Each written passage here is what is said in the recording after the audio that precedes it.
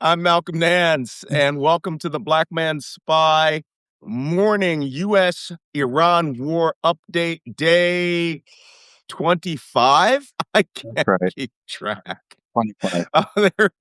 They're flying by, and they're going to fly by even faster when we get into what we have to talk about today.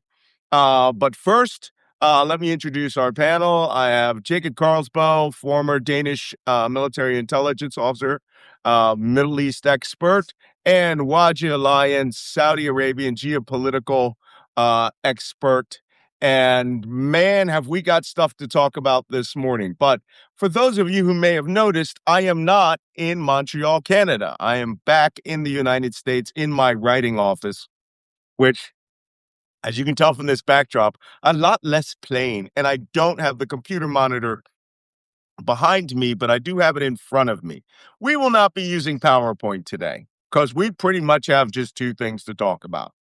So, yes, and I You do can have always my... flip up a map here behind me, Malcolm, and I'll point it out if you. Okay, well, I've got stuff here too. I'm going to have on X. I do have my double espresso machine here. Somebody noted that.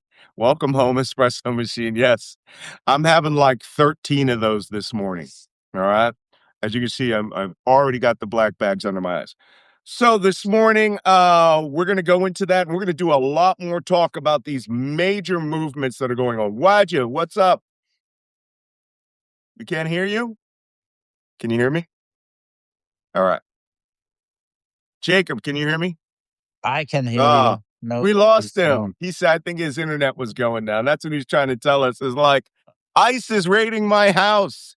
Oh, No, I don't think that's it. But eventually, that'll happen. He'll come back up. I'm going to re-invite him, and we'll have his analysis because let me tell you, we need it today. I'm sorry, crew. We're going to need it today. So while he's spooling up, there he is. Let's make sure that it wasn't an ICE raid. We'll do some administration. For those of you who are watching this on Substack, because it's simulcast, we put it out on YouTube later. Hey, there you are, man.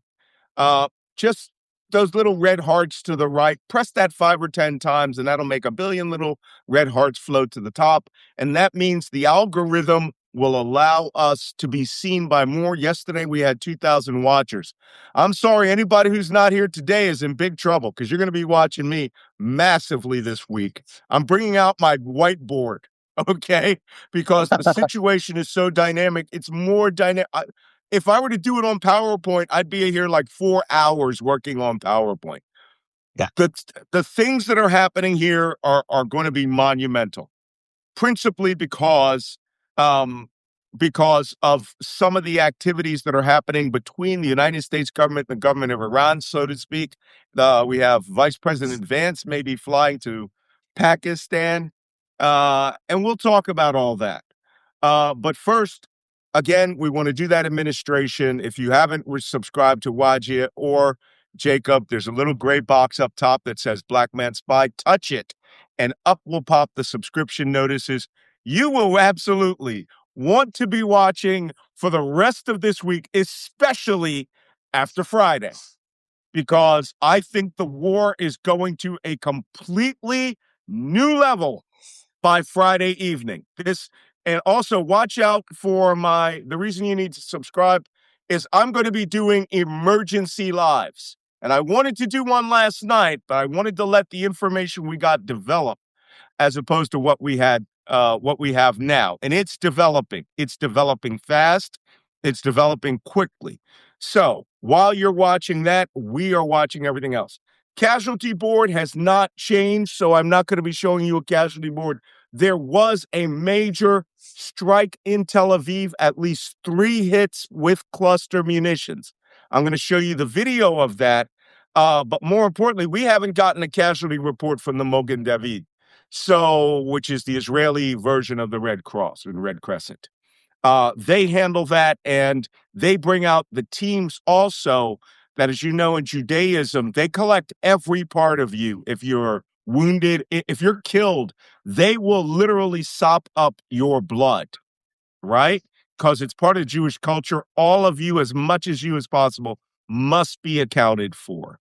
They mop down walls, they take up, all these things. So they have special teams for that. And I haven't heard that those were deployed, but apparently some major hits happen. Most people now are finally going to the air raid shelter. When I was in Israel, did I go to the air raid shelter? No.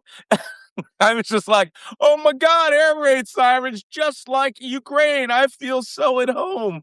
And I had air raid sirens every day that I was in Ukraine. I don't think there was a moment we didn't have air raid sirens.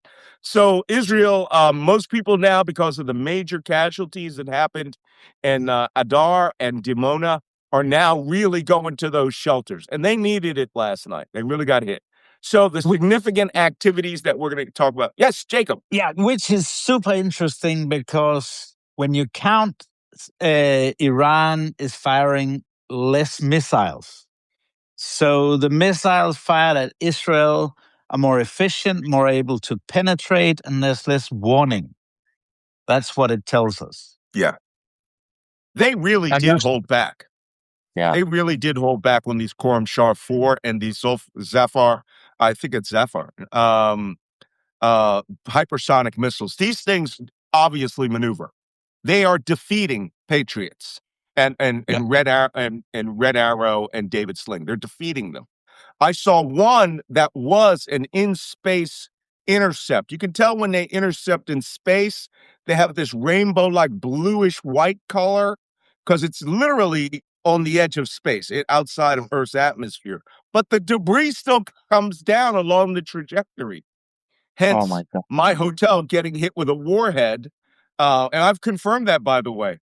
That was literally the bus stop in front of my hotel. Had that warhead gone off, it would have leveled the Sephardic hotel in the Jewish quarter, and it would have really damaged all of those yeshiva residences. I think they were trying to hit Miss Dome of the Rock and hit the Wailing Wall. I think that was their objective. So that being said, what were you saying, Wajik? You literally took the words out of my mouth. They were holding back, and that's why we're seeing the newer technology, newer missiles now. I think the reason they were holding back is literally because they wanted to waste as much as possible of air defense missiles as possible, so they could Right. use their advanced technology and have less missiles shooting at them at some point, or better chance of hitting their targets with their new missiles. That was a deliberate strategy that they used from the beginning. And I see all these people putting out the chart showing that long right-hand slope. I'll show it to you later of ballistic missile launches, like 90 per day on day one of this war, down to like 10. But those 10 are all getting through. I mean, they're all getting through. So it's like Pentagon let's saying eat up. it's dropped by 95% and whatever. Yeah, 95% when they, if you have a 93% like the UAE intercept rate, and it's all of their old missiles that they know you're going to intercept. And you're sitting back there with an entire quiver of new technology. And that 7% is the new technology that's getting through and breaking through and destroying things. So as long as we're here, I'm going to make, please. They don't need the 94%. They only need that 7% to hit. Yep. Well, let me tell you, if it keeps rising, and they burn through a lot of the interceptors, and the Gulf states are just missing out on these things. And I don't even think they've really used the really good missiles on the Gulf states. I think they're still using short range and medium range ballistic missiles on them. This is intermediate range ballistic missiles, the kind that can, as we now know, can fly to Paris. And Diego Garcia, double the range of the previous missiles. And someone said that they actually made it up, put together two booster sections and had these set aside. And that if they did three, that could be intercontinental. That means you could, if Trump does something crazy, if these guys are hitting 4,000 miles, I got to believe that they have the capability to marry up these boosters together and say, yeah, we're going to hit the White House. We're going to hit Washington, D.C. You go after our leadership, you're going to go after your leadership. There ain't a jack shit in the United States that is prepared for this. And the problem is it'll cost us $1 trillion because Trump will say, we got to put in Golden Dome. It's just crazy. But it could happen. Theoretically, it could happen. And now that we put billions of dollars in Iran's hands, not only they can buy more missiles, they could upgrade the Shahed drones that they have with Russia, so those drones could go longer distances. Yeah, I've been hearing also that parts that they're getting from China are crap, and the Iranians are technologically savvy enough to upgrade these things. I mean, this stuff, we're seeing a lot of garage fix stuff in Iran, but they created an industry of it. And that's why, they said 44,000 shaheeds were fired at Ukraine. 44,000, right? And they had a conga line that, of Shahed drones going from Iran to Russia being, and buying parts and things like that, and turning it into the Jiran, which is the new version, the Russian version of the Shahed. And it's so effective that Donald Trump Jr. and Eric Trump copied it and called it the Lucas low-cost alternative CAS drone, and are like hailing it as like the greatest thing in drone technology. Bitch, you literally stole the Iranians' drones. And they had, when this war started, 88,000 in inventory. And I always assume, let's say that we destroyed 75% of their inventory. That leaves 20,000 drones left to fire at us. That's a lot. So I know we're getting into it a little bit, but I want to build up to what we're going to get to in significant activities. Jacob? Just the final one on this. It's also been documented that there's Chinese tech inside, and the sad thing is that it is effective.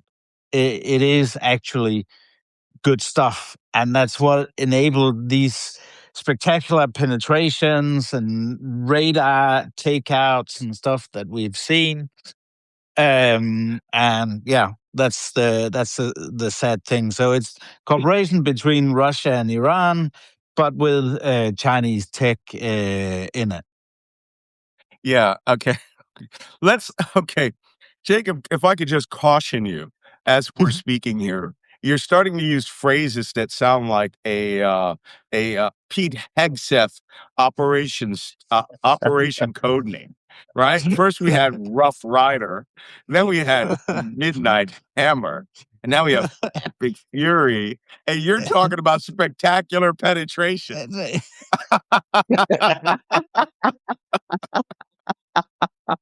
Secure that, mister.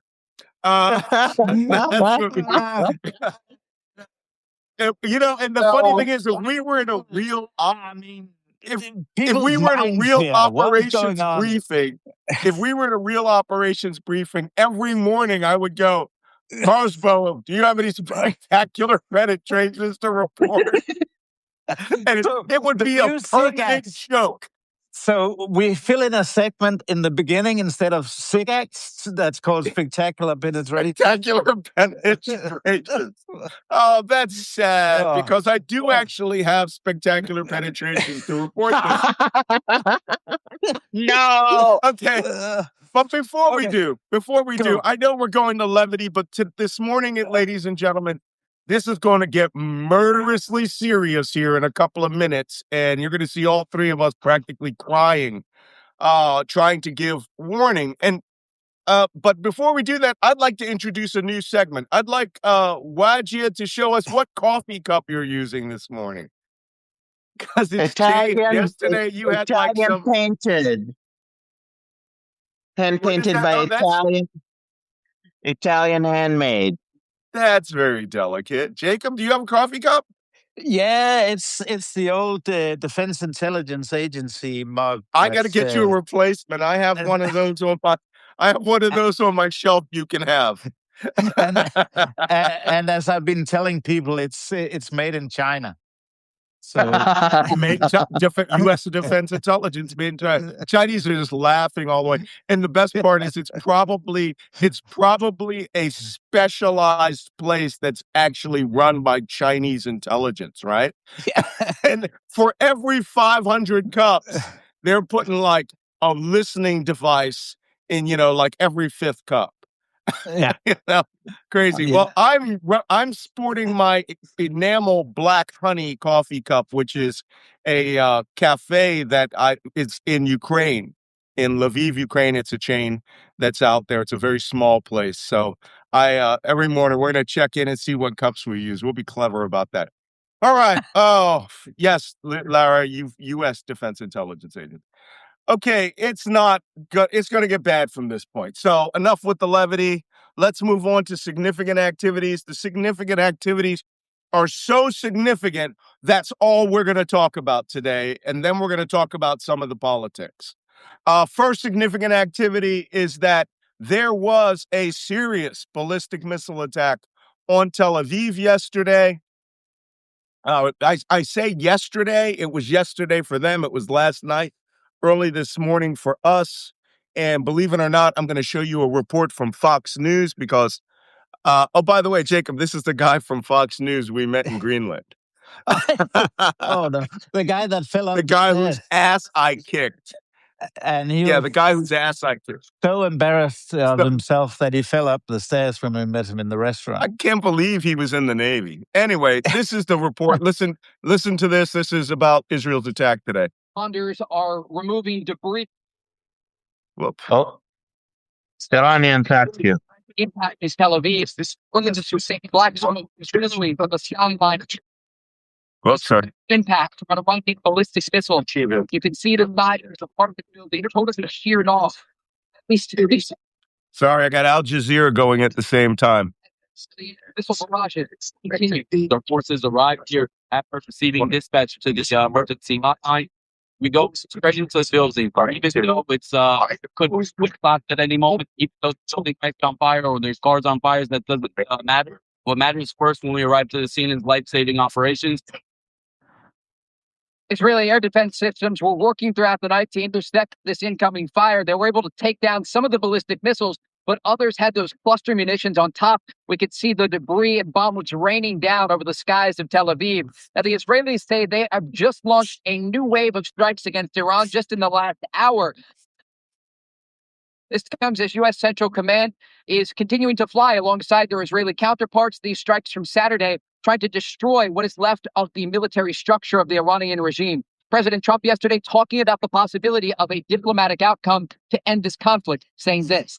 Based on preliminary conversations between the United States and Iran over the past 2 days, I directed the Department of War to temporarily postpone planned strikes against major energy and electricity targets in Iran. The U.S. and Israel are putting. I'm going to stop right there. Right now, first. Here's why. That statement is very important. Trump's statement that he made yesterday, saying that he was in talks with Iran and they were not direct and not indirect. So that's a mean trick, right? It's finding love notes, maybe it's like Paris. They have one of those locks, with hearts on them that you put on a bridge and you attach your note to it and you just wander by and you pick up the note. A dead drop, so to speak, of negotiation. Now, I want to point something out to you. We saw that yesterday. Trump said that this negotiation was supposedly about ending the war, and that by Friday, we will know he delayed his attacks on the energy infrastructure.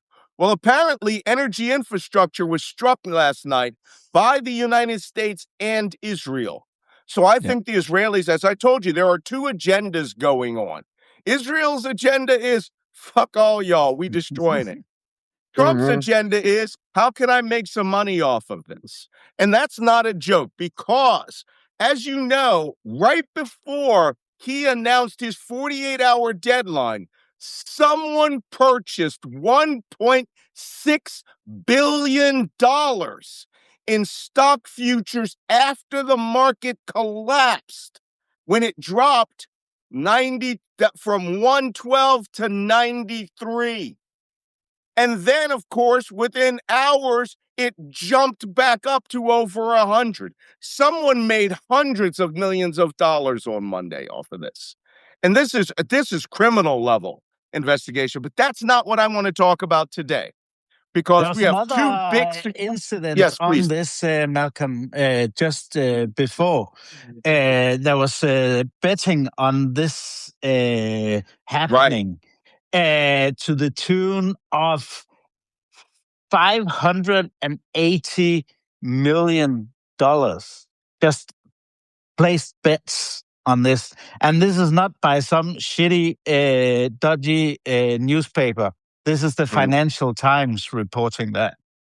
Well, you know what? We're going to find out that it's Eric, Ivanka, Don Jr., and Barron selling off Fartcoin to go put real cash down because it's insider. This is criminal. Whoever did it needs to go to fucking prison.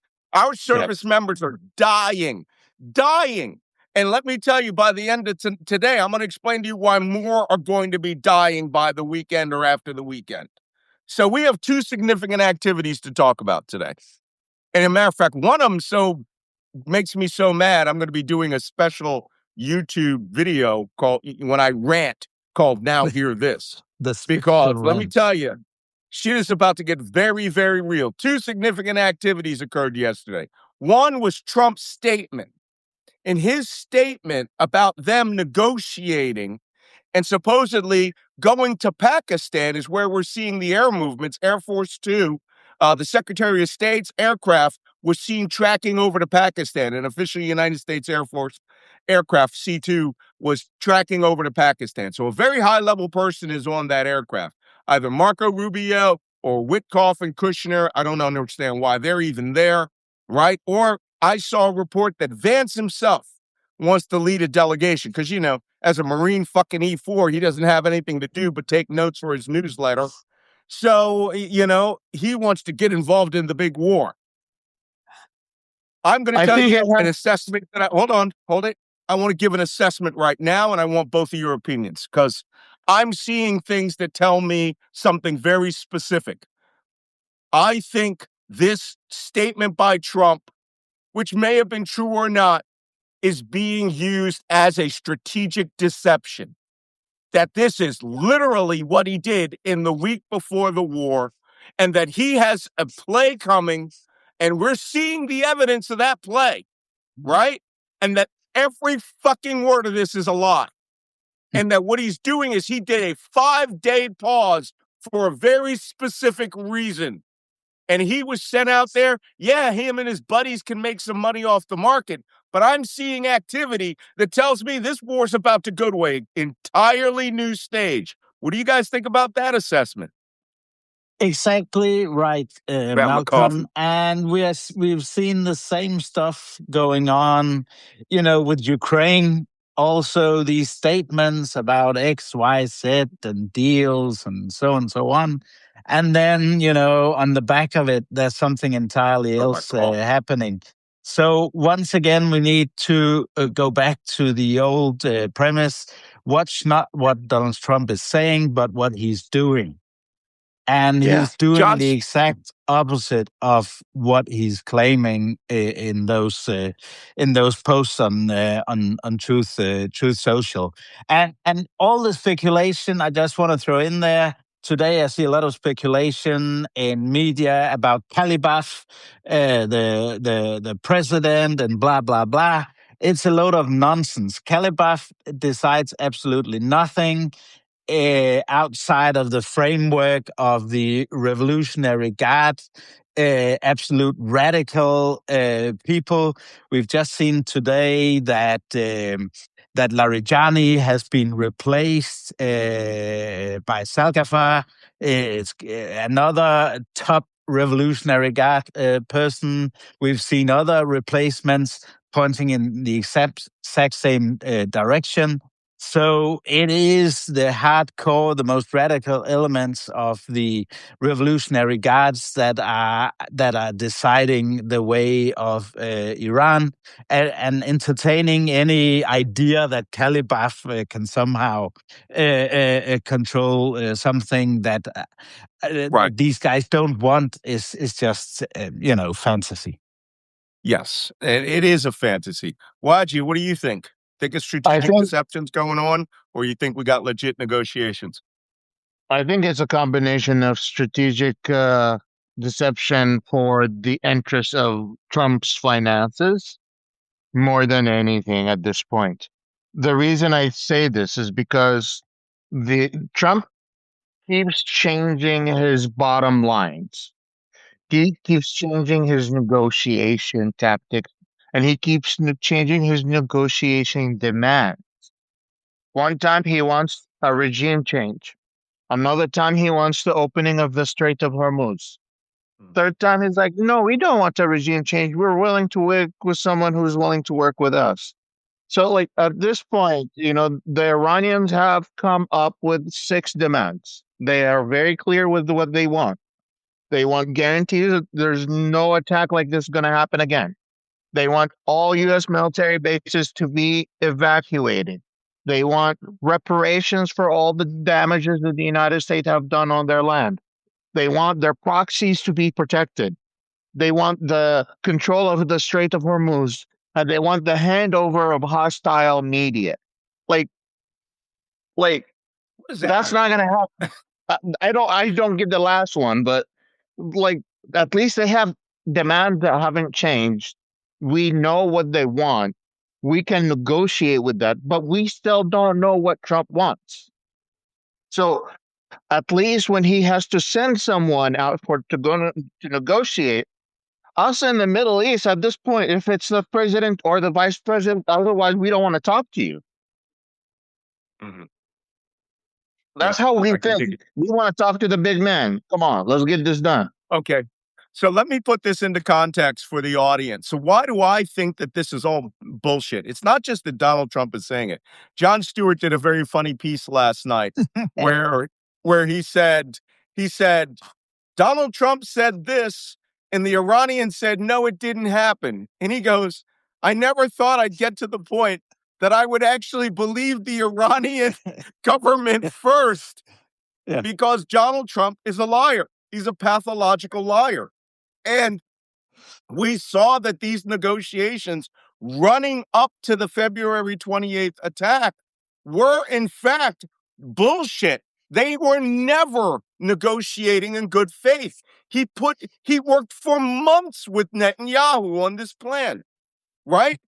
I got that from Pete Hegseth, where he said they put in thousands of cooperative man hours in the previous 4 months. That means they made the go decision in October, right? For them to hit in February and to coordinate the aircraft, the strikes, the intelligence, which means that whatever Trump was negotiating was bullshit.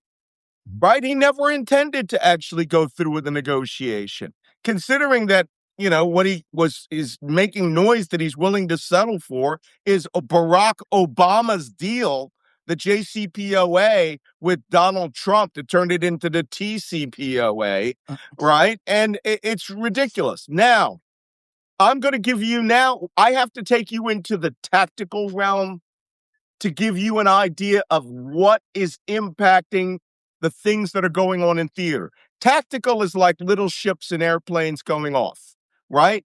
Theater is what's happening in the greater Middle East. Strategic is what's happening in the world. So right now, I'm seeing tactical activities that are impacting the theater or being brought into the theater that have a strategic design. And they're very obvious. Now, the funny thing is I get all these guys. I love these critics I get on YouTube, and not YouTube, on TikTok and not TikTok, X, Twitter. And they were just like, you've never been right about anything. I've been right about freaking everything. All right. One guy uses this example. You said Trump was going to invade Canada.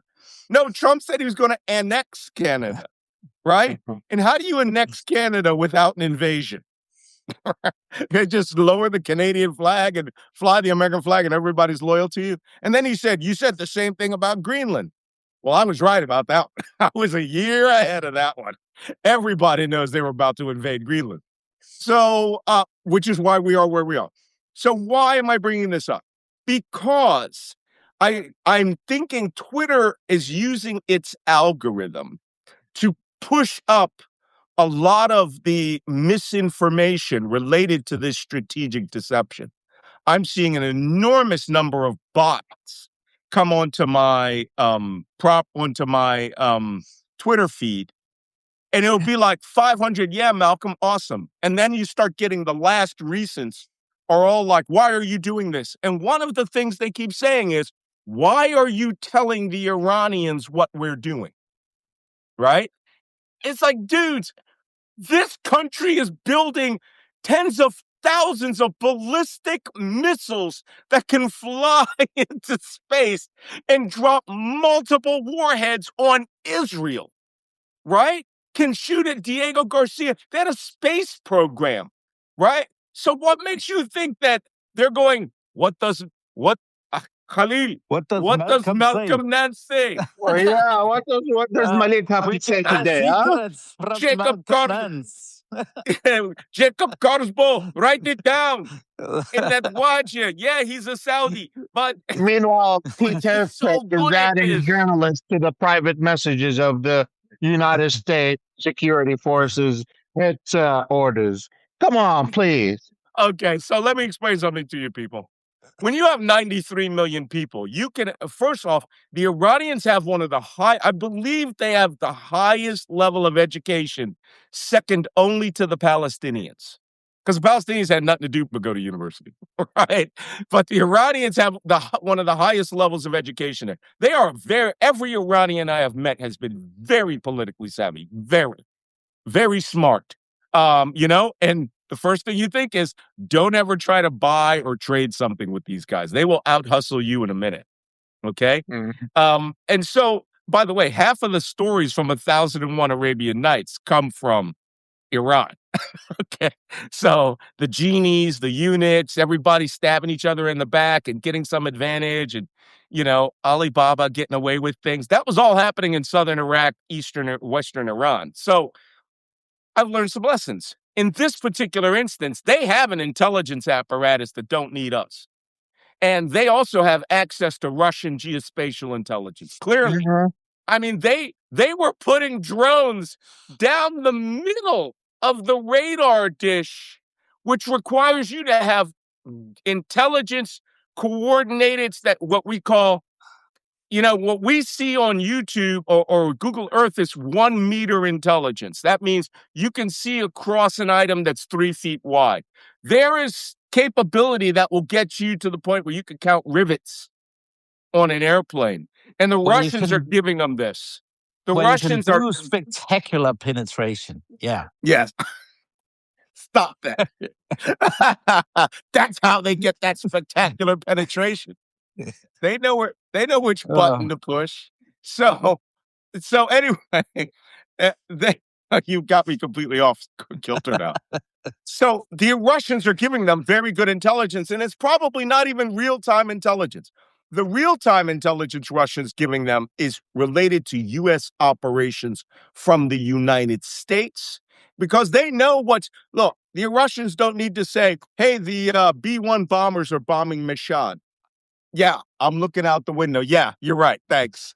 No, they need things that will give them long lead time intelligence, right? That will tell them what to do over a long period of time. Like B-1 bombers taking off out of Barksdale Air Base in the United States, or Abilene, right? Or Tyndall, or B-2 bombers taking off out of Whitman Air Force Base. And you go, hey, man, in 6 hours, B-2 is going to be overhead. You might want to get your pew-pew ready. So what we're seeing now, though, is that cooperation's happening, and the Iranians have this decentralized network, the Mosaic Air Defense Network, in which there are 31 IRGC commanders, and they can do whatever they want within their sector. But in terms of strategic intelligence, all of their intelligence officers are communicating with each other. And they're going, hey, man, B-1s are over Yazid right now, blasting Yazid with BLU 57s, right? And they were like, yeah, thanks, appreciate it. They know the routes in, they know the routes out. Yeah. And people are making decisions based on that. So now we're going to talk about the most significant activity that's occurred. I'm sorry, not today, in this war, right? Mark your calendars. Day 25 is indicating we are receiving indications that the United States is about to ramp this war up and that Donald Trump's 5-day delay was nothing but bullshit. Unless the market like completely collapses, right? Donald Trump loses 10,000 points by Friday. This war is going to a new phase. What do you say? Here's what's interesting. We already know that there's about 8,000 troops heading to the Middle East. Don't spoil it for me. Okay, I ain't going further. I also was talking to a friend of mine in the Saudi intelligence yesterday, and he was alluding that there are some Gulf countries that have promised a pay ahead, or they have paid ahead for a large part of this war.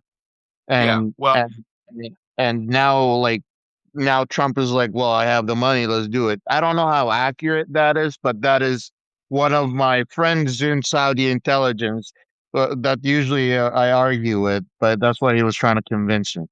Okay. Pay no attention to the camel. I want to show you this. Okay. This is, of course, the map of the Arabian Peninsula. All of that up there. This is the Strait of Hormuz. That little, we got to go that way. There. Karg Island is way up there. 425-ish nautical miles after you enter the Strait of Hormuz.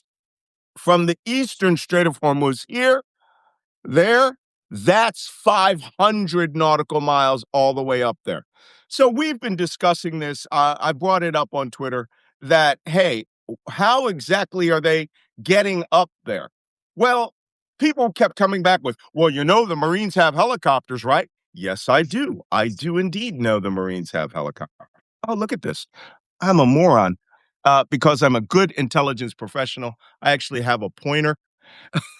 So I can point on the map. This is the eastern Strait of Hormuz.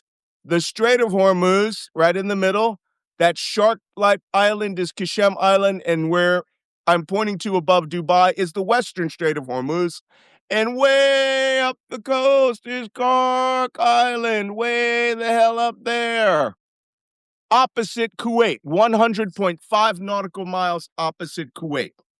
So when I wrote my Substack on the 10th, where I said, which was the second time I had written a Substack about U.S. forces with boots on the ground, called the first one was 1001 Arabian Nightmares. If you hadn't read it, go back and read it. If you haven't read the one that said boots on the ground are coming, which I wrote on March 10th, and I spelled out 3 scenarios. 1, special operations forces will be landing at the Isfahan or Yazid complex up here in Iran to seize Iranian nuclear materials. That's a possibility, but it's so high risk, I did not give it an enormous amount of credibility.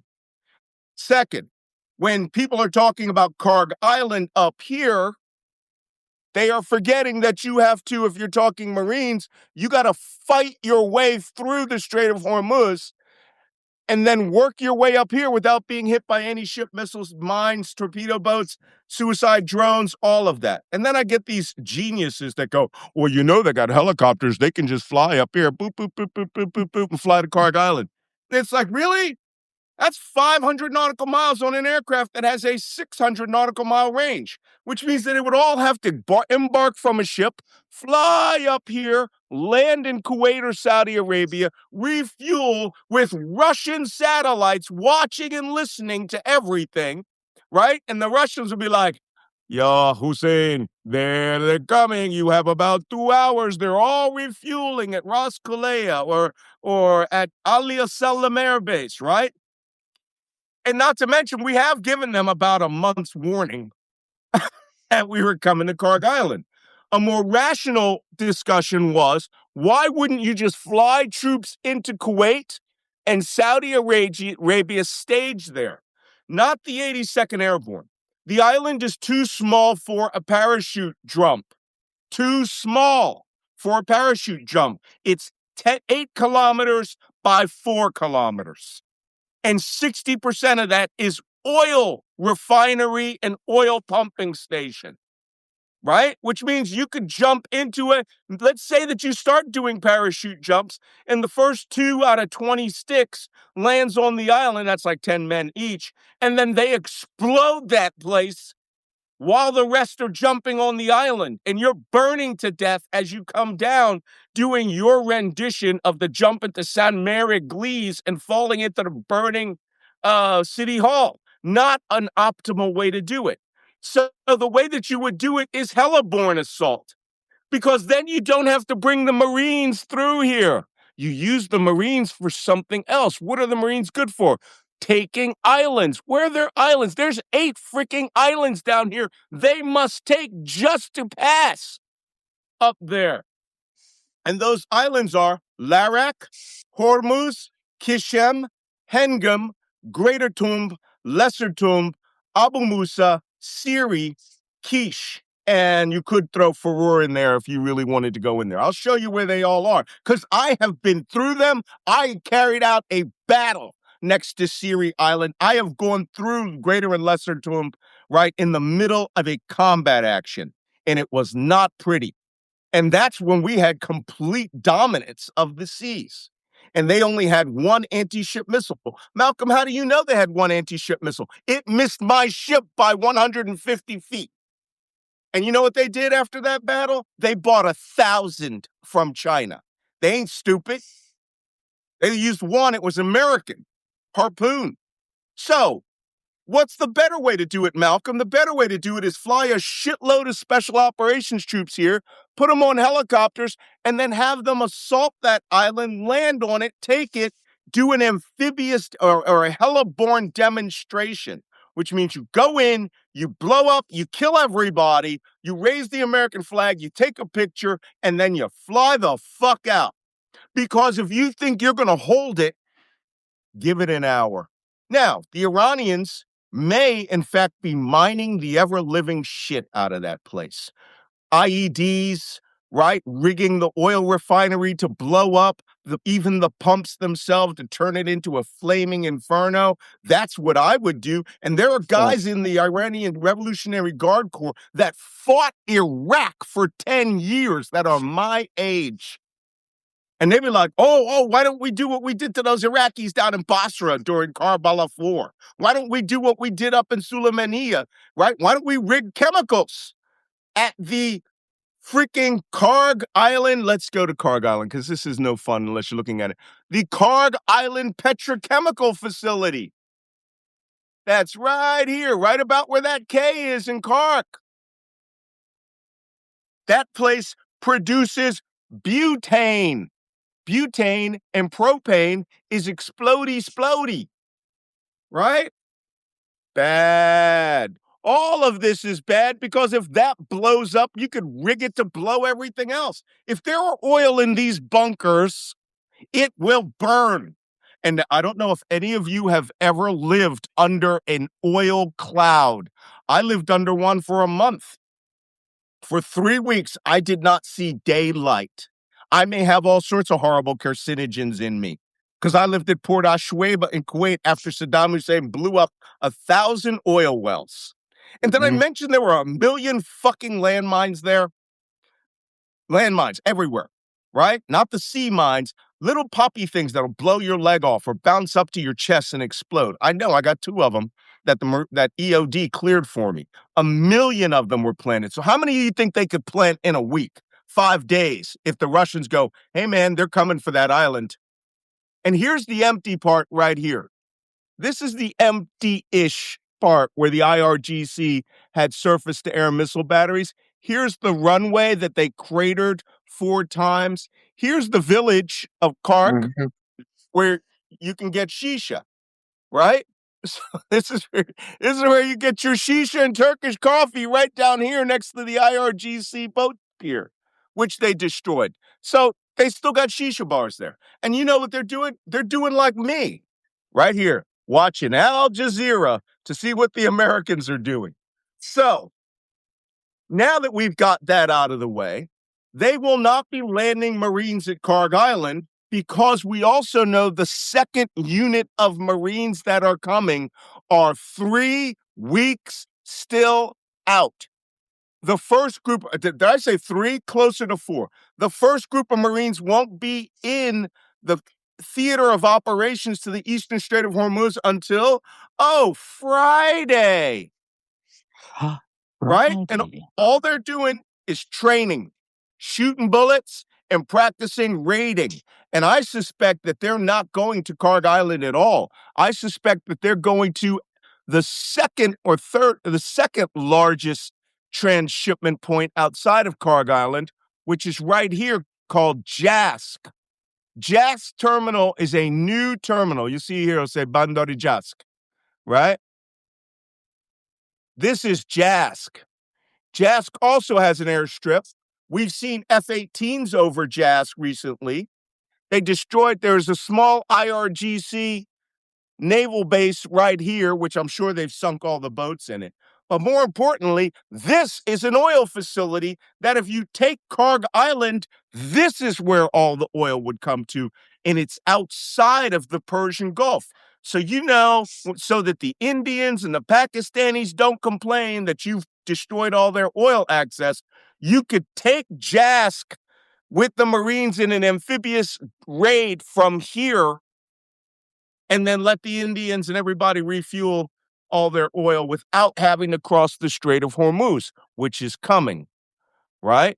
And of course, you leave after a few days after you raised the American flag and done video, for Pete Hegseth. Wadji, you had a question. Yes, a stupid one. Why put boots on the ground if you could bomb it? Especially like if they could have a lot of mines, if they could if these oil fields already are explosive, if they could already evacuate their citizens, evacuate their military, if they already have heads up from Russia, why would we risk our troops and put them on the ground? That's like my stupid question. That is an excellent question. And I want you all to see the look on my face when I give this answer. Because the people we're dealing with that are running this military operation, not General Kane, everybody below General Kane is competent. Everybody above General Kane's a fucking idiot. All right? And I shit you not, as a Navy chief, if I was in the room and I'd hear this stupid shit, I would go, what the fuck is wrong with you?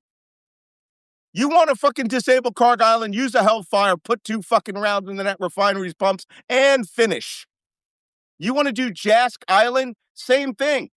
But what you're talking about is doing mini raids or mini landings to pretend like you're in Indo-PACOM and you're practicing taking islands back in fucking World War II. I heard Lindsey Graham say, we took Iwo Jima, we can take Karg Island. Iwo Jima used 100,000 troops. It was the size of fucking Kishem Island. No, even smaller. I believe it was the size of Larak. Tiny. Iwo Jima was the size of Larak Island. There you go. That's Larak. Whoop, I didn't show you. Let me show you where Larak Island is here. Khalas. That's Larak Island. Yo. 6,800 Marines and sailors and army dead. Some crazy number like 9,000 wounded. So that's if an enemy dug in. I don't believe the Iranians are going to dig in like that. I don't believe so. Oh, by the way, that's an oil facility too. You could rig that to blow. I would mine the ever-living shit out of that place. I would say, yeah, go ahead, land. Right?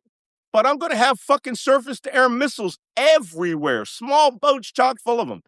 right? I'm going to let you fly in your first flight so that no problemo.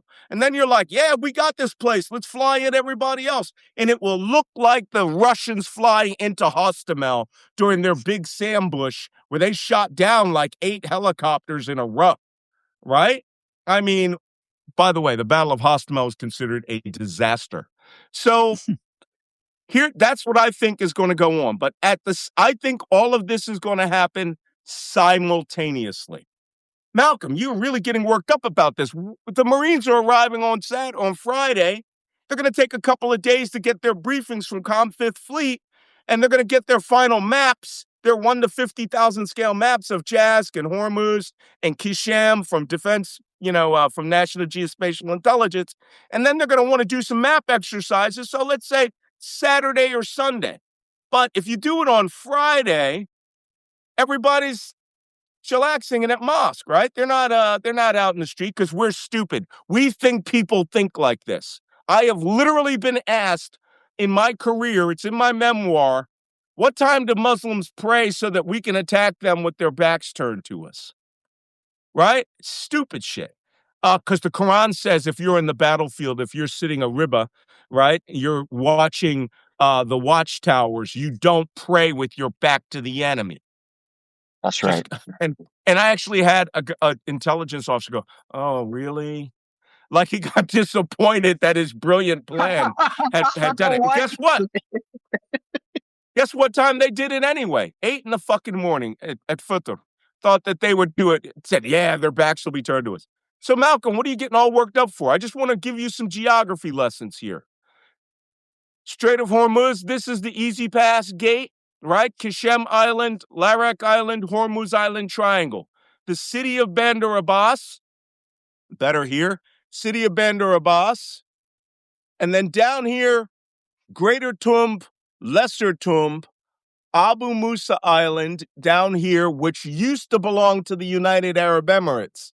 The Iranians landed on it and seized it. Siri Island, this whole area, I had a battle in. Sank ships, blew up oil platforms, chased high-speed boats, shot down an F-4 Phantom, all in the course of 3 hours, right? It was unhealthy. Oh, did I mention mines? There were mines, too.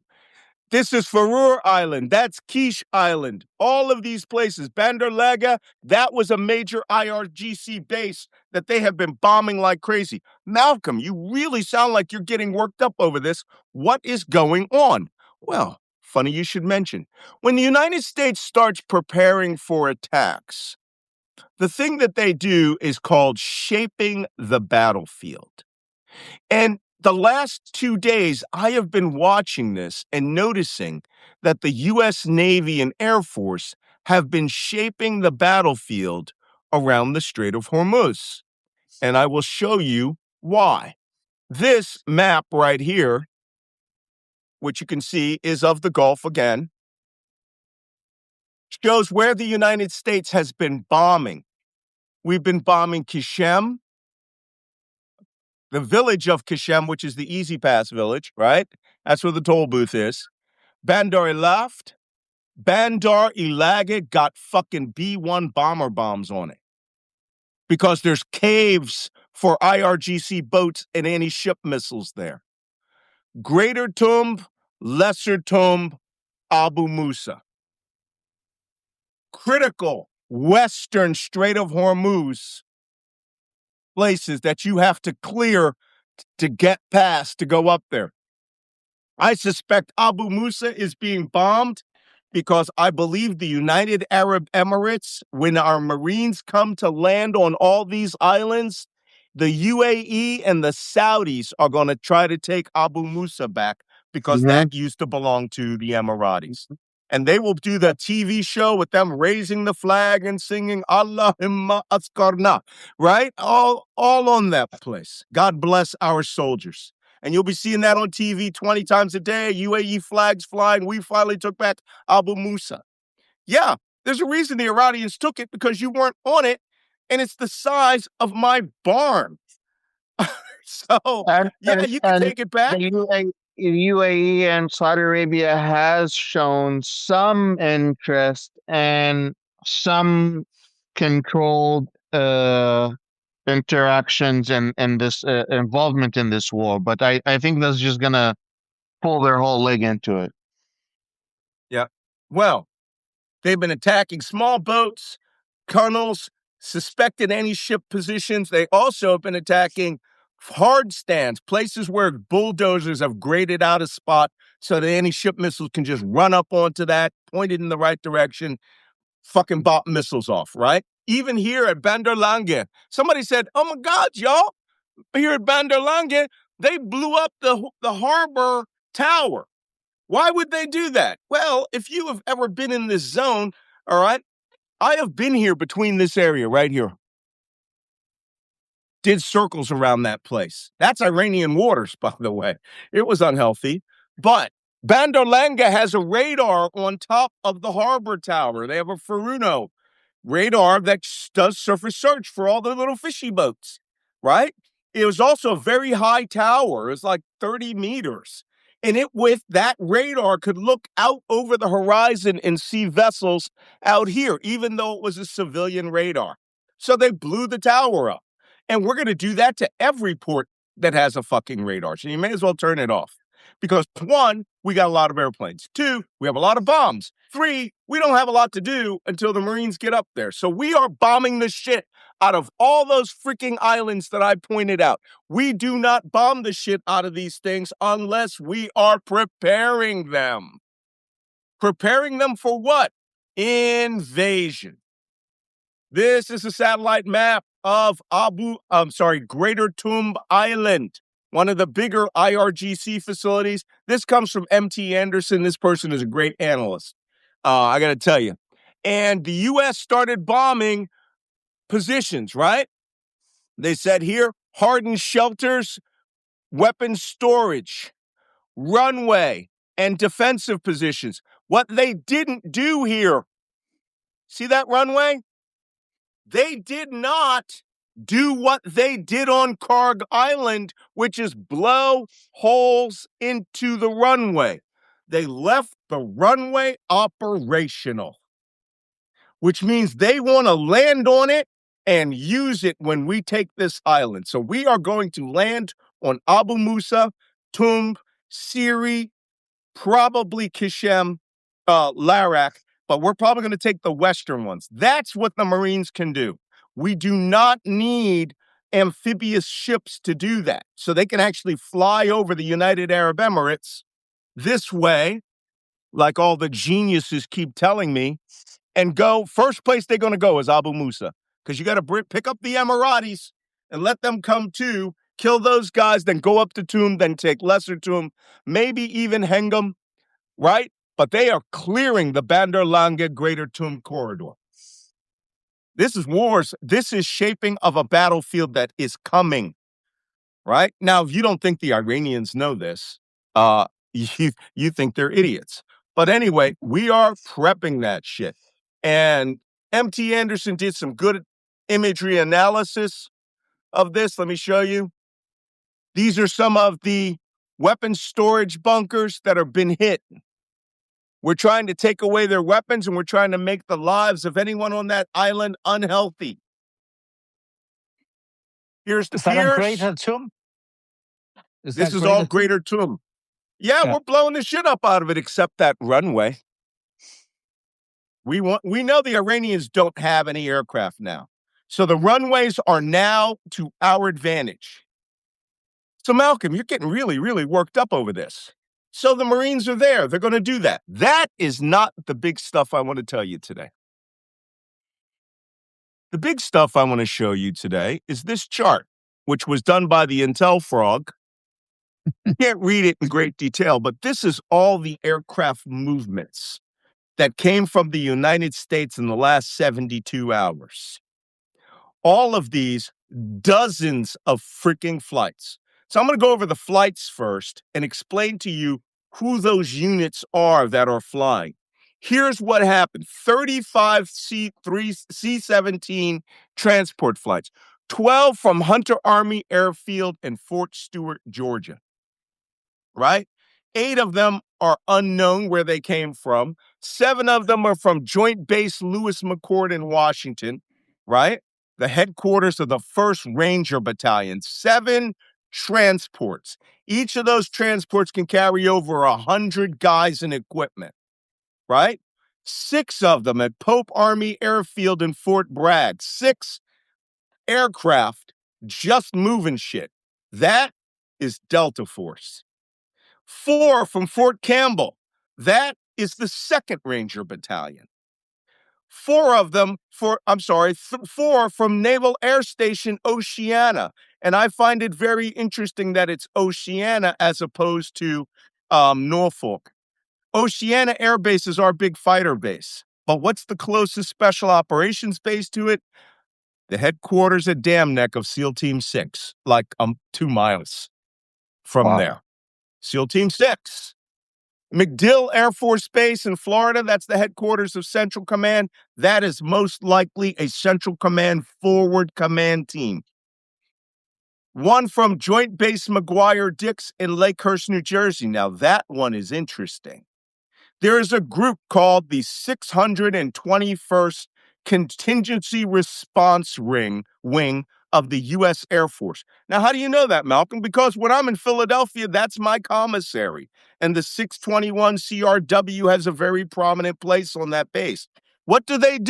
They are a group of Air Force specialists that seize and repair damaged runways. The Rangers seize them. These guys come in as special operations and fix the shit out of them, bring them back into operation, and turn it into a control center. Let me tell you guys something. I've never seen them motherfuckers deploy anywhere. I'm sure they have, but they are off the books. So that's why they are out of Joint Base McGuire-Dix. They only need one of them, right? Then where did they go, Malcolm? That's a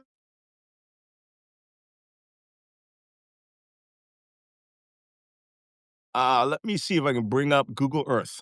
So where did they go? Did they go to Kuwait City in Saudi Arabia like you said? No, because they're not that stupid. If you go into Kuwait City, you're in range of ballistic missiles. Where they went is down here. One group, 17 of the 35 aircraft, went down here near Eilat and Taba. Here, I'll find it for us. Ovda. Aqaba Bay, Northern Red Sea. Of the Air Force Base in Israel, middle of effing nowhere. Now, let me tell you a little bit about the Ovda Air Base. I've never been down in that part. I've driven to Taba, but I've never been down in that part. Ovda was not used for a very long time. It was a fighter experimental and testing aircraft base, sort of like our Area 51. It is not an active major Israeli Air Force base. It has 66 hardened shelters in here. It is fucking empty, except 17 C-17 transports flew into it the last couple of days and are discharging like half of U.S. special operations onto this base. I expect to see more come in bringing helicopters or C-17s. The other base that they went to was Jaffa Air Base in Jordan. Now, this I've been near. Is it Al Jafar? This is southeast. This place has been attacked this round, but this is southeast of Amman. I'll show you where Amman, Jordan is. It's King Faisal Abdulaziz Air Base. You notice in the middle of a mountain range, right? Here's Amman, south of Amman, very close, almost parallel to Uvda Air Base in Israel. So you could actually launch from Uvda, land here, pick up equipment, manpower, and everything, refuel, in-flight refuel, fly straight across northern Saudi Arabia, land in Kuwait City or out here like Hafar al-Batin, that's a big base. King Khalid Military City is where they most likely will land, rearm, refuel, Last intelligence check, nonstop fucking flight to Kaarsbo Island. Now, if I could figure this shit out and every other OSINT analyst in the world could figure this out, then maybe it's going to happen. By the way, there's another reason why they chose that besides the fact that it is a very isolated base.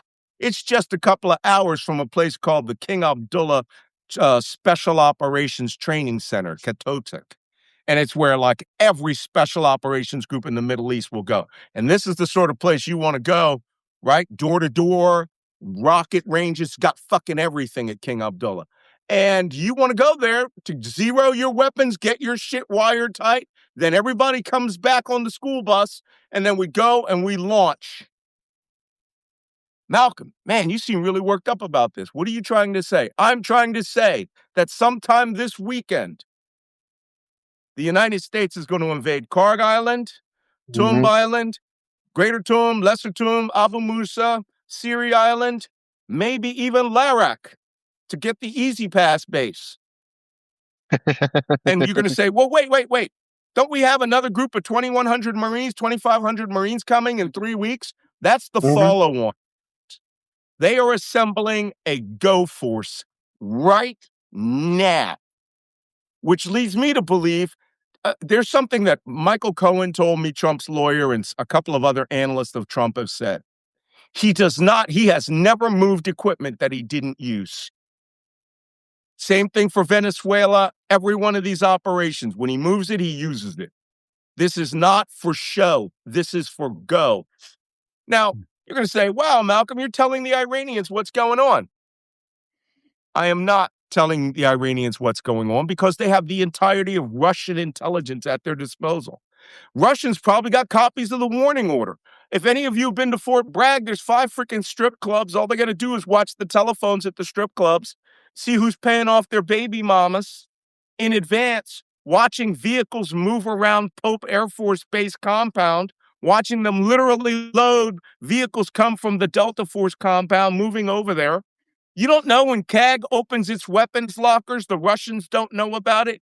They've been watching this shit since the 60s. So if Russia knows about it, Iran knows about it.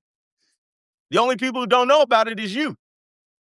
Why am I telling you? So there won't be any big fucking surprises come Saturday. So now you know. The United States is going to, unless Trump takes a fucking serious off-ramp and just declares the war over. That is an absolute. We don't move this shit unless we're going to use this shit. Yeah.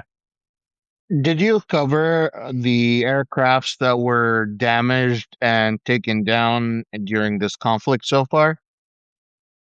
No, why? You got an update? No, actually, I think we should stick on this. What do you guys think about this? Because this is seriously going to change things. Yeah.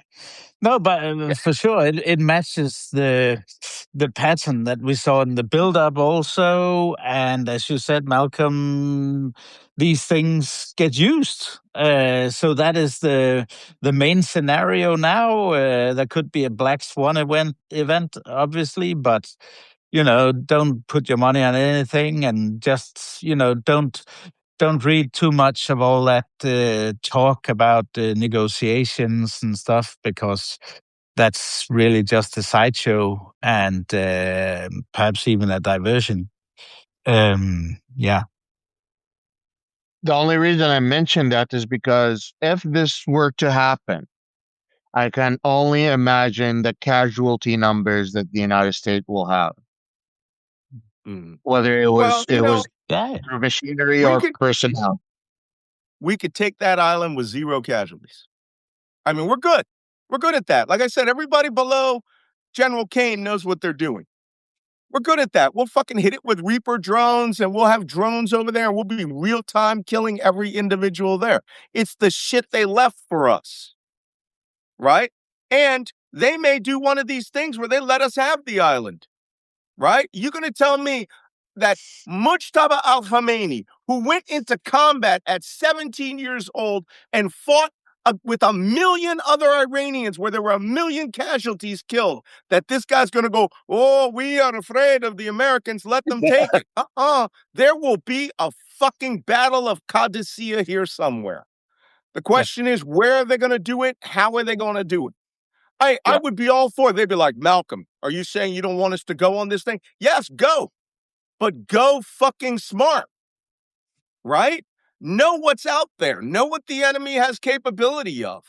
Be prepared for them to blow that fucking island on us. And, I got all these fucking internet geniuses.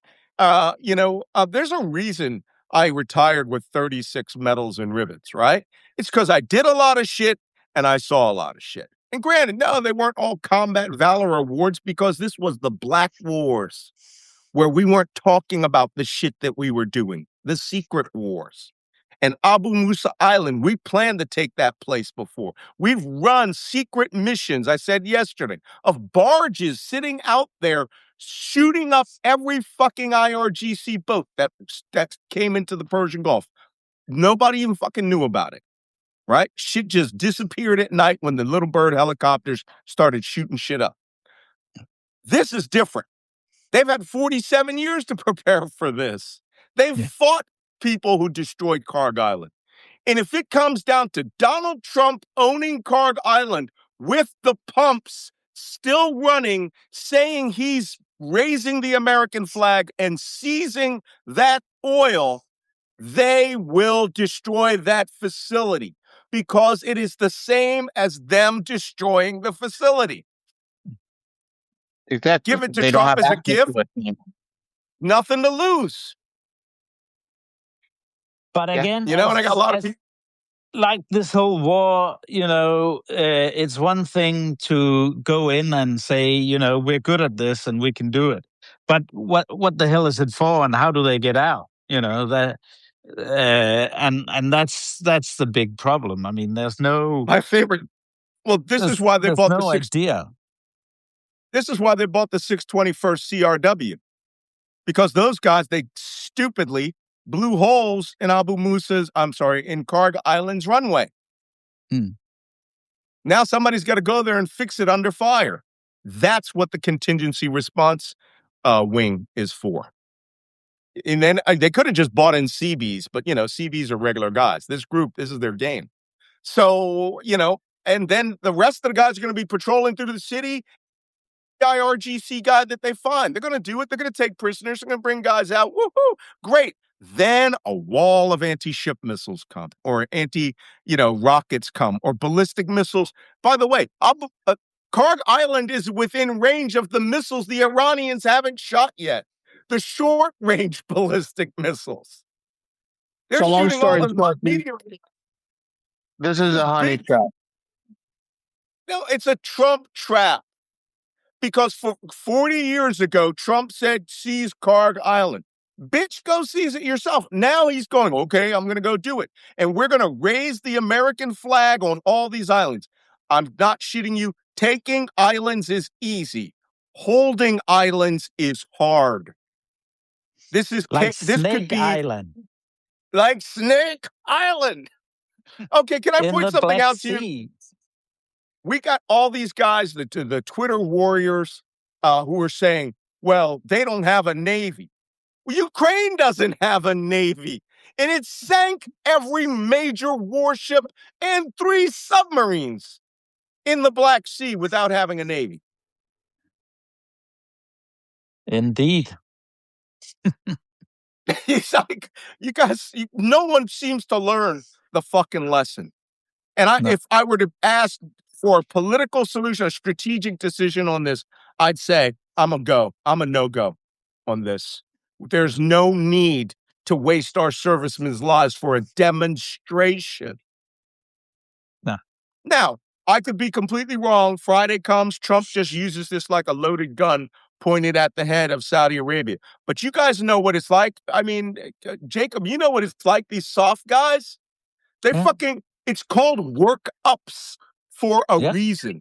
There's no such thing as a work down. There's a wash down after you've used your shit. There's a hot wash. They work up. They're like rabid goddamn dogs that want to be left off the chain. Yeah. So exactly.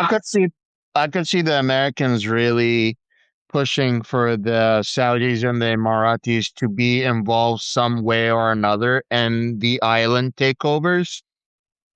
Just because they're so close and just because Only look, I'm going to tell you which island Saudi Arabia is going to take over. It's a tiny little island, tiny little island that we seized during Operation Desert Storm. Here, I'll bring it over and show you. It's called Farsi Island. God, how much time I spent screwing around with that little place. Farsi Island is this tiny island that's between Kuwait and Saudi Arabia's borders. See, if you look, I didn't turn the camera back. hello, this is Waji Lion. Previously Hey, known Waji, they're answering your phone. Leave a message. Here, let me get this for you while you're doing that. Farsi Island. I think the Saudis and the Kuwaitis are going to take this island. There it is, Farsi Island. I think that is an IRGC base. Farsi Island. Tiny. You can you can literally look across it. The SEALs landed on it, I think, during during Prime Chance. So that's Farsi Island. And if you look at where Farsi Island is, it's dead center of the Gulf, but closer to Saudi Arabia. Here's Ras Al Khair, and this is Jubail. So these little islands here, I think these are Saudi, but I suspect Farsi Island is coming back into the Saudi Arabian fold, or is coming into the Saudi Arabian fold. Especially Here's if another thing. Why are they bringing? Go for it. But Malcolm, why are they bringing SEAL Team 6? Because something that most people don't show you is, did that come up? Did you see the image of Farsi Island? There you go. Did you actually see Farsi Island, or were you seeing my face? Your We saw face. your face. Ah, okay, you didn't see it. So this is Farsi Island here. Oh, voila, it still hasn't turned around. I must have been looking at it twice. There it is. Oh, okay, jeez Louise. I will Looks like a say soccer field. I'm skeptical. I'm skeptical that the Saudis, the Kuwaitis, the Emiratis will do this. Why? Because Really? they don't. Yes, I remain skeptical because they don't have faith that Donald Trump will stay and protect them. They will be afraid of what he does. That's a smart move. End. So I might be wrong, but I will say I think they're still skeptical. I think there's a lot of talk about it, and I think there's a lot of leaking from inside the Pentagon and inside the administration. And they talk to Wall Street Journal, and then the Saudis and the Emiratis, XYZ, and that's wishful thinking, I think, because they'll still doubt that Donald Trump will protect them.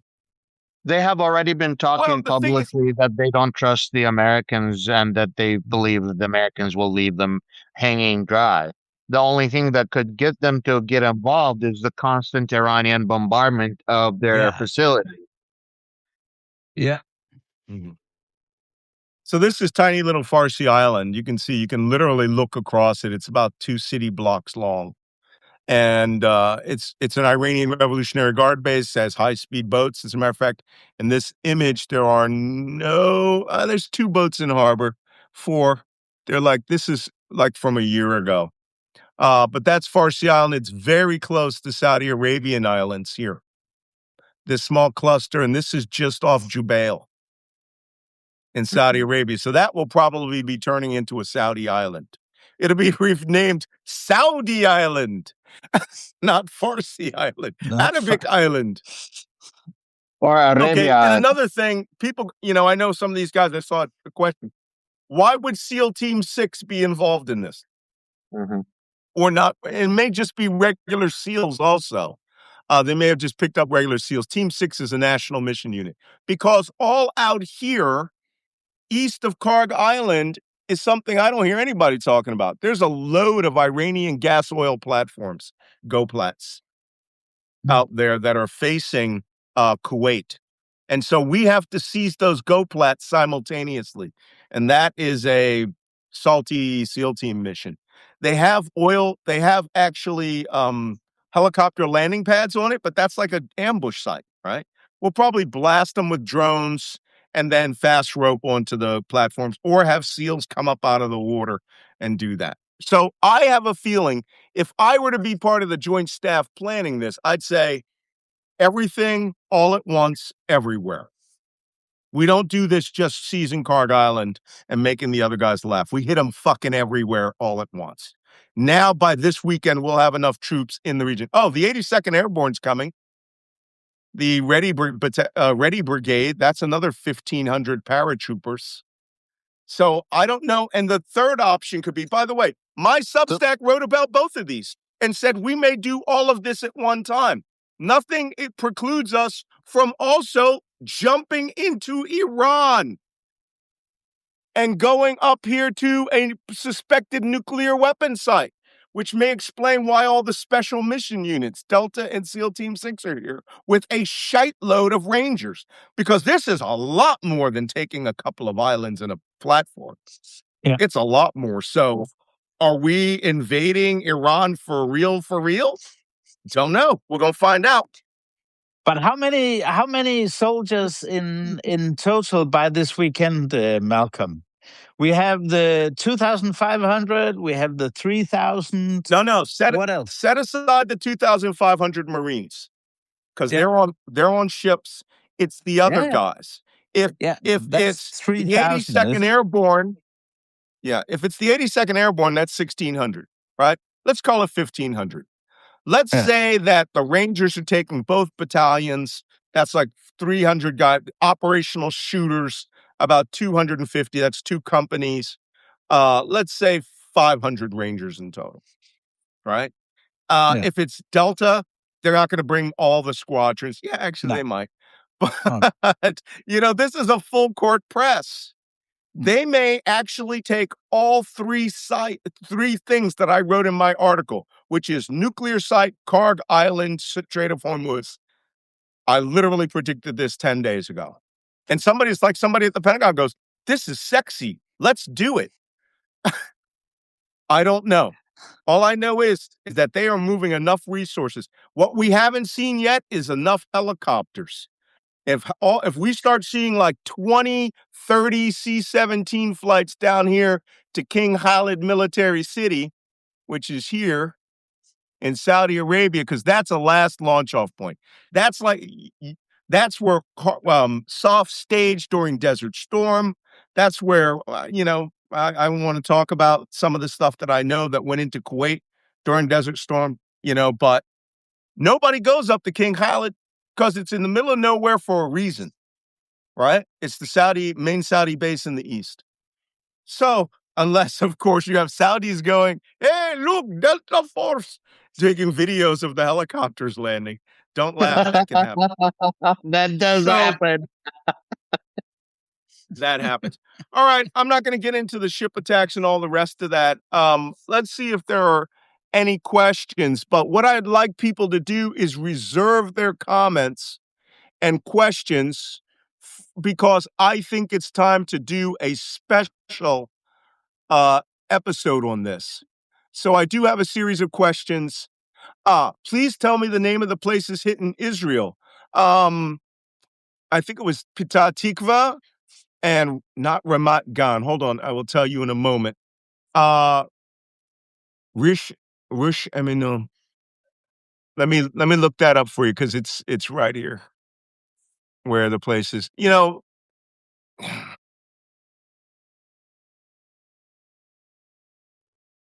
I don't know if you know this, but Pete Hegseth just praised the Saudis and the United Arab Emirates for stepping up. Wait, say that again? Pete Hegseth and the Joint Chief Chairman both praised the United Arab Emirates and Saudis for stepping up. The Gulf states are shouldering a massive portion of their regional air defense mission. Yeah. No. Well, that's air defense. Let's see what happens after that. Hey, in answer to the question, the places that got hit were, Ramat Gan, Kiryat Shimona, and downtown Tel Aviv. Where Matt Gahn is right downtown. That's near But the art Kiryat museum. Shimona is all the way Um, up north. Kiryat Shimon is in the north. That was probably rockets from Yeah, would that Hezbollah. have been from Hezbollah? Yeah, exactly. Yes. They do not. I still haven't got a casualty count on that. A missile with a 100-kilo warhead fell between two buildings in Tel Aviv. That's a 250-pound bomb. Severe damage. 3 people were lightly injured, so nobody was killed. But a boatload of missiles got through. All right. Let me answer some more of the questions.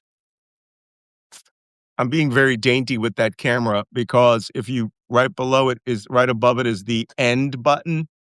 And if I accidentally hit that end button, it'd shut this whole thing down. Okay. Wallahi. Oh, no. Okay, I'm just going to answer the questions. You don't need to see my smiling mug.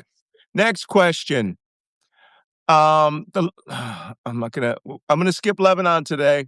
What's up with Iron Dome? Is it failing? I don't know if it's failing. It may be operating. It's just not intercepting these missiles fast enough. Somebody said they heard Diego Garcia. Some of these missiles are saying some of these missiles are claiming to go up to Mach 15. So I don't know if Yeah, that's a hypersonic missile. Well, anything that falls from space is fast, right? It's a syllogism. Somebody says, won't our military stop this? I guess that's the invasion. Is it an illegal war? No. Everything that's been asked here is a legal order. And unfortunately, the military is doing what people voted them to do by choosing Donald Trump as commander-in-chief. However the consequences come out, your election determined this. How many U.S. forces have been activated to the Middle East versus the GCC? GCC, none. United States, thousands. Malcolm, what's the status of the medical evacuation? I don't know. We'd have to check that later. If they take the island and the oil, do they get a multi-pass? Well, right now, every ship going to Kaarsbo Island gets a multi-pass. Every ship gets authorization to transit the Strait of Hormuz. You heard what Trump said. The minute your ship fills with oil, you are free to go. The United By the way, States will not you're harass you. sending us your email through the camera. I don't know if you want to do that. I am? Where? Well, thanks for showing everybody. Yeah. No, that's not my email. That's not my email. As we discussed last week, I'll turn it they up. are paying. I'll go to the map. They are paying the multi-pass in Chinese renminbi yuan. So yeah, that's what the Iranians are doing. Yeah. Okay. All right. Well, that's all the questions that we have this morning. I know we had a bunch about Lebanon. I want to skip that and hold them for another time. Yeah. And since I can't seem to get my camera to behave here, the best thing I can do is turn it around and say my goodbyes. Nope. Oops. Oh, did you disappear altogether? Yeah. Here you There go. he is. No, I disappeared altogether.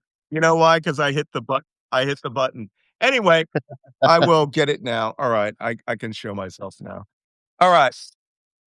Thanks for coming to this episode of Black Man Spies Update. I know I talked a lot, but I felt it was very important for you to understand we either going to do one of two things this weekend. We are either going to invade multiple places in Iran with ground forces, or Donald Trump is going to chicken out. And I hope he chickens out. I think this off-ramp is needed. I don't think the Iranians are going to agree to anything he says. And I think it's all a matter of strategic deception. And the person they are deceiving is you, not the Iranians, not the Gulf states. Last comments. Exactly. Yeah, I will tomorrow night because I'm going away on Friday. I can log in on Friday, but because I'm going away, I'll do a special Q&A for paid subscribers I will go over Yeah. Lebanon, what's happening there tomorrow night, because I assume also tomorrow, if we try and keep this to 1 hour for once, we there'll be so much to talk about. I'll Okay. focus on that tomorrow night for All right. a special Q&A for paid subscribers. Yeah. Great. Wajid? Regarding the GCC nations, they're very, very hesitant and sacrificing their own citizens. Their own citizens are wanting to see Americans sacrifice their own troops before them. That's a conversation that's being had on public. And I think that Americans chose a war that the enemy will choose when it ends, not when the Americans want to end it. Right. Okay. All right, guys. Thank you. We'll see you tomorrow unless there's an emergency. And just keep watching my Substack.